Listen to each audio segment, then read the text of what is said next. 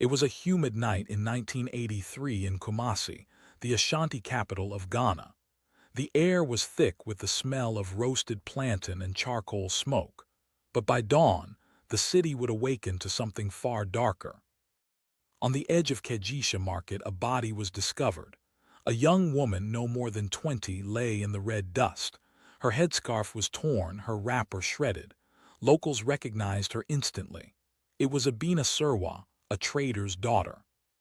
She had been on her way home from the night market, carrying goods for her mother. But she never made it back. The community was shaken.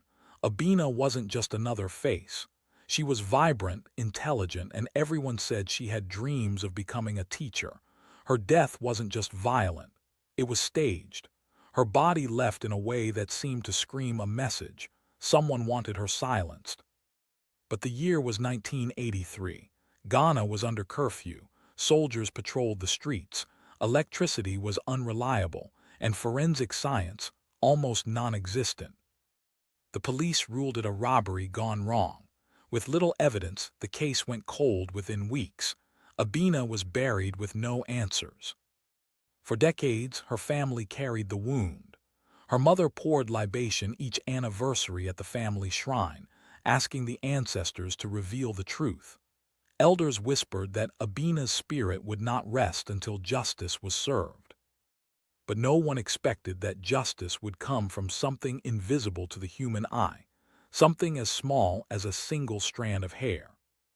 Fast forward 40 years. It's 2023. Ghana has changed. Kumasi is a bustling city full of traffic jams, mobile phones, and neon lights. The old curfews are gone. Technology has advanced. And for the first time, Ghanaian police begin working closely with international forensic experts. The Cold Case Unit reopens a handful of historic unsolved murders. Abena's file is among them. Yellowed papers, faded photographs, and one small evidence bag. Inside it, a piece of cloth from her wrapper. At the time of the murder, that cloth was worthless, but now it holds something crucial: DNA. The fabric was carefully sent abroad for testing. Weeks later, the results shocked everyone. A male profile was extracted, and it matched someone still alive. His name, Kwame Osei. Back in 1983, Kwame had been a well-known figure in the marketplace. A trader in his late 20s, charming, but also feared. Rumors swirled that he was involved in smuggling goods across the borders, that he had friends in high places, even ties to soldiers.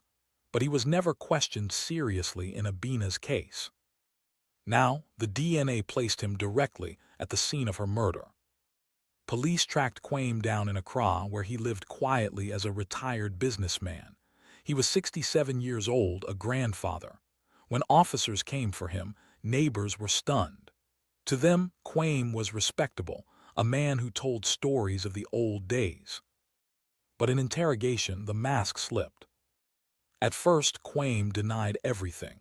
He claimed he never knew Abena, never even crossed paths with her. But the DNA didn't lie.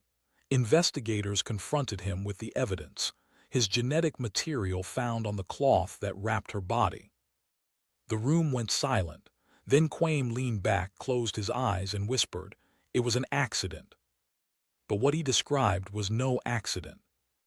According to Kwame's confession, he had approached Abena that night in 1983. He offered her a ride home in his truck. She refused. Proud, independent, she wanted nothing to do with him. Kwame was insulted. He had pursued her before, showering her with gifts she rejected. That night, his ego couldn't take another refusal. He forced her into the truck. When she fought back, he struck her. Panic turned to rage. By the time he realized what he had done, Abena was no longer breathing. Kwame claimed he left her body by the market out of fear, hoping it would look like a robbery. Then he vanished into the night. And for 40 years, he lived free. The courtroom was packed when the trial began in Kumasi. Journalists, family members, old traders who remembered Abena's smile.